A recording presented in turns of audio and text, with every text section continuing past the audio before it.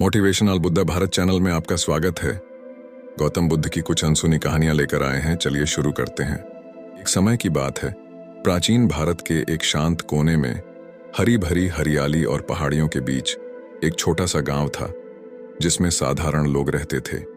भिक्षु गांव के नाम से जाने जाने वाले इस गांव का नाम भिक्षु शब्द से पड़ा है, जिसका अर्थ है घूमने वाला साधु या भिक्षुक। भिक्षु गांव में जीवन सरल लेकिन संतुष्टिदायक था, क्योंकि इसके निवासी प्रकृति और एक दूसरे के साथ सद्भाव में रहते थे। गांव के मध्य में एक राजसी बोधि वृक्ष खड़ा था, जिसकी शाखाएं आकाश की ओर फैली हुई थीं, जैसे बाहें फैलाकर आकाश को गले लगा रही हों। इसकी छाया के नीचे ग्रामीण अक्सर कहानियां साझा करने, सांत्वना पाने और श्रद्धेय ऋषि गौतम बुद्ध की शिक्षाओं में ज्ञान खोजने के लिए इकट्ठा होते थे। एक अच्छी सुबह, जब सूरज की सुनहरी किरणें ओस से सनी घास को चूम रही थीं, एक थका हुआ यात्री भिक्षु गांव के बाहरी इलाके में पहुंचा। उसका नाम देव था, एक युवक जो अपने परेशान अतीत और अनिश्चित भविष्य के बोझ से दबा हुआ था। प्रत्येक थके हुए कदम के साथ वह शरण पाने की उम्मीद में और शायद अपनी निराशा के बीच आशा की एक किरण पाने की उम्मीद में गांव के करीब पहुंचता रहा। जैसे ही देव ने गांव में प्रवेश किया, उत्सुकता भरी निगाहों और साजिश की फुसफुसाहटों ने उसका स्वागत किया। ऐसा अक्सर नहीं होता था कि कोई अजनबी उनके बीच में भटकता था, खासकर वह जो अपने कंधों पर कफन की तरह दूहक का भारी लबादा लेकर आता था। फुसफुसाहटों को नजरअंदाज करते हुए देव एक अदृश्य शक्ति द्वारा खींचे गए बोधि वृक्ष की ओर बढ़े, जो उन्हें आगे आने का इशारा कर रही थी। बोधि वृक्ष के नीचे बैठे हुए देव ने अपने चारों ओर एकत्र ग्रामीणों के शांत चेहरों पर अपनी नजर डाली। तभी उनकी नजर एक बुजुर्ग भिक्षु पर पड़ी। उनके चेहरे से आंतरिक शांति और शांति का भाव झलक रहा था। यह भिक्षु, जिसे केवल भंते के नाम से जाना जाता है, अपनी बुद्धिमत्ता और करुणा के लिए पूजनीय था। उसके सौम्य शब्द आत्मज्ञान और जागृति की कहानियां बुनते थे। साहस जुटाते हुए देव भंते के पास पहुंचे और उनके सामने आदर पूर्वक झुक गए। हे आदरणीय, उन्होंने भावना से कांपती आवाज में कहना शुरू किया, मैं आपके पास सांत्वना और मार्गदर्शन की तलाश में आया हूं, क्योंकि मेरा दिल दुख से भारी है और मेरा दिमाग संदेह से घिरा हुआ है। भंते ने देव को उन आंखों से देखा जो भ्रम के पर्दे को भेद कर सामने वाले युवक के असली सार को देख रही थीं। मुझे बताओ प्यारे बच्चे, भंते धीरे से बोले, तुम्हारी आत्मा पर क्या बोझ है और तुम इस पवित्र वृक्ष की छाया के नीचे शरण क्यों लेते हो? और इसलिए देव ने अपने दिल की बात भंते को बताई। नुकसान, विश्वासघात और लालसा की कहानियां सुनाई, जिसने उसे कई चांद तक परेशान कर दिया था। उन्होंने खोए हुए प्यार, टूटे हुए सपनों और उद्देश्य की भावना के बारे में बात की, जो रात में एक क्षणभंगुर छाया की तरह उनसे दूर हो गई थी। प्रत्येक शब्द के साथ देव की आंखों से आंसू बहने लगे, जो पीड़ा की मूक नदियों की तरह उसके गालों से बह रहे थे। भंते ने देव की कहानी ध्यान से सुनी। उसका दिल उस युवक की दुर्दशा के प्रति सहानुभूति से भारी था, और जब देव ने अंततः अपनी आत्मा की गहराइयों को उजागर कर दिया, तो भंते आगे बढ़े और धीरे से उसके आंसू पोंछे।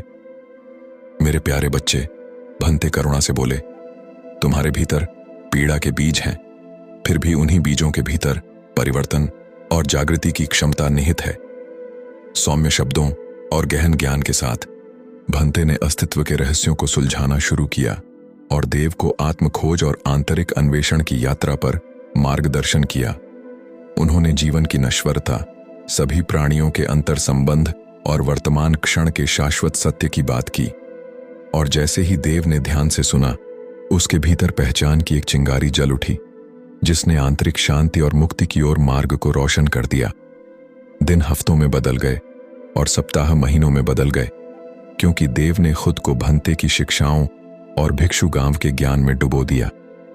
हर गुजरते दिन के साथ उसे महसूस हुआ कि अतीत का बोझ हल्का होता जा रहा है, जैसे उसकी थकी हुई आत्मा से जंजीरें खुल रही हों। और जैसे जैसे वह जागृति के मार्ग पर आगे बढ़ा, देव को उद्देश्य और अर्थ की एक नई भावना का पता चला, जो लंबे समय से उससे दूर थी। एक मनहूस शाम सितारों की झिलमिलाती छतरी के नीचे देव मौन चिंतन में बोधि वृक्ष के नीचे बैठा था, और जैसे ही उसने ऊपर टिमटिमाती रोशनी को देखा, उसे महसूस हुआ कि उसके भीतर गहरी कृतज्ञता की भावना उमड़ रही है, जैसे कि उसके अस्तित्व की गहराई से कोई नदी बह रही हो। शांति के उस क्षण में देव को एहसास हुआ कि सभी का सबसे बड़ा उपहार जागृति का उपहार था, दुनिया को भ्रम से रहित आंखों से देखने का उपहार। और इस प्रकार प्रबुद्ध पथिक देव की कहानी भिक्षु गांव को सहलाने वाली हवाओं में फुसफुसाती एक किंवदंती बन गई। दुख और मुक्ति की अपनी यात्रा में देव ने उस कालातीत सत्य की खोज की थी जो पूरे अस्तित्व के केंद्र में है। अंधेरे के बीच में एक रोशनी चमकती है जो हमें घर ले जाती है। प्राचीन परंपराओं और कालातीत ज्ञान से भरी भूमि में पन्ना पहाड़ियों और उपजाऊ घाटियों के बीच बसे जीवंत रंगों और हलचल भरे बाजारों से सजा एक शांतिपूर्ण गांव विकसित हुआ। सूर्यपुरा के नाम से मशहूर इस गांव पर राजेंद्र नाम के एक बुद्धिमान और न्यायप्रिय राजा का शासन था, जिनके उदार शासन की दूर दूर तक प्रशंसा की जाती थी। एक सुहानी सुबह जब सूरज की सुनहरी किरणों ने आसमान को नारंगी और गुलाबी रंग में रंग दिया, तो गांव में अन्न देखे बादलों की छाया की तरह बेचैनी का माहौल छा गया। सड़कों पर असंतोष की फुसफुसाहट सुनाई देने लगी, क्योंकि यह अफवाह फैल गई कि राज्य में भारी उथल पुथल मच गई है। इन अफवाहों के केंद्र में स्वयं राजा थे। उनकी पहले की दीप्तिमान मुस्कान की जगह अब झुर्रीदार भौं और परेशान नजर ने ले ली है। गांव में गूंजने वाली बड़बड़ाहट से उत्सुक होकर रवि नाम का एक विनम्र किसान महल के द्वार से उत्तर मांगने के लिए आगे बढ़ा। प्रत्येक कदम के साथ उसका दिल प्रत्याशा से धड़क रहा था, क्योंकि वह जानता था कि राज्य का भाग्य हवा में लहराते एक नाजुक धागे की तरह अधर में लटक गया था। जैसे ही रवि सूर्यपुरा के भव्य महल के पास पहुंचे, इसके ऊंचे शिखर एक प्राचीन क्षेत्र के संरक्षकों की तरह स्वर्ग की ओर बढ़ रहे थे। शाही रक्षकों के सख्त चेहरों ने उनका स्वागत किया। उनकी प्रभावशाली उपस्थिति से प्रभावित हुए बिना रवि खड़े हो गए और राजा के साथ बात करने के अपने इरादे की घोषणा की। उनकी आवाज एक शक्तिशाली नदी के स्थिर प्रवाह की तरह दृढ़ थी। रवि के साहस और दृढ़ संकल्प से प्रभावित होकर गार्ड उसे महल के आंतरिक कक्षों में ले गए, जहां राजा उदास चेहरे के साथ उसका इंतजार कर रहे थे। राजसी पोशाक में सजे हुए लेकिन मुकुट के बोझ से दबे राजेंद्र ने थकी हुई मुस्कान के साथ रवि का स्वागत किया और उसे अपने मन की बात कहने के लिए कहा। हे महान राजा, रवि ने शुरू किया। उसकी आवाज ईमानदारी से गूंज रही थी। सूर्यपुरा के लोग अशांति की फुसफुसाहट से परेशान हैं, जो हमारी सड़कों पर तूफान की तरह फैल रही है। हमारे प्रिय शासक, हम मार्गदर्शन और सांत्वना के लिए आपकी ओर देख रहे हैं इस कठिन समय में। रवि के शब्दों से प्रभावित होकर राजा ने जोर से आह भरी और अपनी दृष्टि क्षितिज पर डाली, जहां सूर्य ने अपनी अंतिम किरणें एक उज्जवल आशीर्वाद की तरह भूमि पर डाली। मेरे प्यारे दोस्त, राजेंद्र ने धीरे से कहा। उसकी आवाज अफसोस से भरी हुई थी। मुझे डर है कि राजत्व का बोझ मेरी आत्मा पर भारी पड़ गया है, जिससे मेरा निर्णय धूमिल हो गया है और मेरी आत्मा की रोशनी कम हो गई है। भारी मन से राजा ने रवि पर भरोसा किया, जिससे उसकी आंतरिक उथल पुथल की गहराइयों और उन संघर्षों का पता चला जिन्होंने उसे कई महीनों तक चुप्पी में रखा था। उन्होंने अपने कंधों पर पड़े उत्तरदायित्व के भार, शासन की अंतहीन मांगों के बारे में बात की, जिसके कारण वे थके हुए महसूस कर रहे थे, जैसे एक सूखा रेगिस्तान मरुद्यान के ठंडे आलिंगन में शरण ले रहा हो। जैसे ही रवि ने राजा की दुख भरी कहानी को ध्यान से सुना, उसके भीतर करुणा की भावना उमड़ पड़ी, जैसे कि उसके अस्तित्व की गहराई से कोई नदी बह रही हो।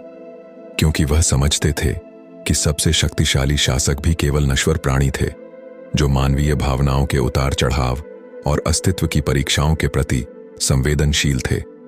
कोमल शब्दों और गहन ज्ञान के साथ रवि ने राजा को सांत्वना दी और उन्हें आत्मखोज और आंतरिक अन्वेषण की यात्रा पर मार्गदर्शन दिया।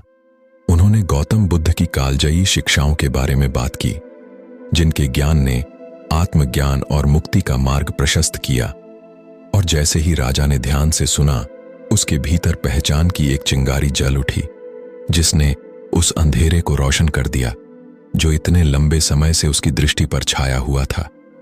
जैसे जैसे राजा बुद्ध की शिक्षाओं और गांव के बुजुर्गों के ज्ञान में डूबता गया, दिन हफ्तों में बदल गए और सप्ताह महीनों में बदल गए। प्रत्येक बीतते दिन के साथ उसने महसूस किया कि राज सत्ता का बोझ हल्का होता जा रहा है, जैसे उसकी थकी हुई आत्मा से जंजीरें खुल रही हों। और जैसे ही वह आत्म खोज के मार्ग पर चला, राजा को उद्देश्य और अर्थ की एक नई भावना का पता चला जो लंबे समय से उससे दूर थी।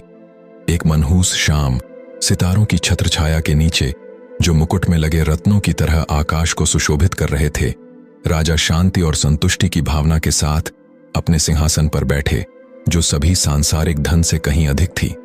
और जब उसने उस राज्य को देखा जिसकी उसने रक्षा करने और संजोने की शपथ ली थी, तो उसे पता चला कि सच्ची महानता शक्ति और धन के जाल में नहीं, बल्कि हृदय की बुद्धि और आत्मा की रोशनी में निहित है। और इस तरह राजा की यात्रा की कहानी सूर्यपुरा गांव को छूने वाली हवाओं में फुसफुसाती एक किंवदंती बन गई। आत्मज्ञान और आत्मखोज की अपनी खोज में राजा ने ब्रह्मांड के रहस्यों को खोल दिया था और गौतम बुद्ध की कालातीत शिक्षाओं में सच्ची मुक्ति पाई थी। जैसे ही भोर क्षितिज पर हुई, भूमि को आशा और संभावना की सुनहरी चमक से नहलाते हुए राजा एक उद्देश्य की भावना के साथ अपने सिंहासन से उठे, जो स्वयं सूर्य की तरह चमक रहा था, क्योंकि वह जानता था कि सबसे बड़ी यात्रा विजय और गौरव की नहीं, बल्कि प्रेम और करुणा की थी, जो आंतरिक शांति और ज्ञान के शाश्वत तटों की ओर ले जाती थी।